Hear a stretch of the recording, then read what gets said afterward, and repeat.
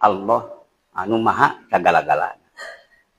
Maka dipayunkeun pertama nafsiyah nyaeta keur ngadalilan maha ayana Allah.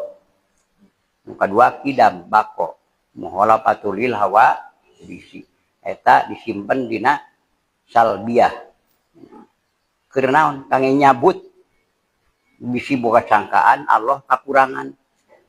Allah misalnya butuheun ku perkara nu lainna seperti Allah maha kaya butuh ku lain Allah. Misal Allah butuh ku malaikat, Allah butuh ku para nabi, misal Allah butuh ku para wali, padahal Allah ghaniyun maha kaya teu butuh kulian. Daju menang lagi Allah mah qiyamuhu binafsihi ju menang kalayan datna teu ngabutuhkeun nu lain. Butuh ku tempat teu misalna disayogikeun sahan nyayogikeun misalna disayogikeun aya kertek dina hate di tempat Allah di aras.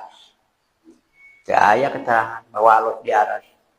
Alhamdulillah. Da aras oke sanajan terus kebeul ratusan ribu tahun misalnya tetap eta hadis. Sabab ciptaan Allah. Komo nu dibandingkeun di jeung uyut urang. Jeung aki urang. Tos teu aya geuwat urang. Rontokeun ku ruh urang, ku jiwa urang ngarontokeun ka mahasucian Allah. Subhanallah, mahasucian.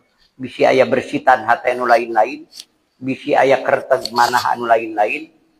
Ka Allah ngarekeun kieu dugaanana. Kieu sangkaana, maka eta jalma keur tipeleset. Teu tobat doraka, jadi kafir itikadna. Naudzubillahi min dzalik. Maka engal sabab tidak usah sultan dina kitab Sirrul Asrar dihaturkeun mantunangan nganggit nguningakeun li annallaha tabaraka wa taala munazzahun an kulli ma siwa.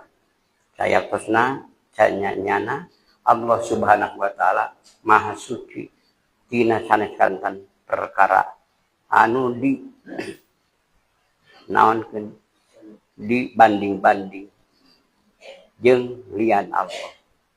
Dibanding-banding panginten Allah teh koneng misalna bodas, pasagi, lonjong, nu naon pokoknya Allah mah kieu berkitan hate.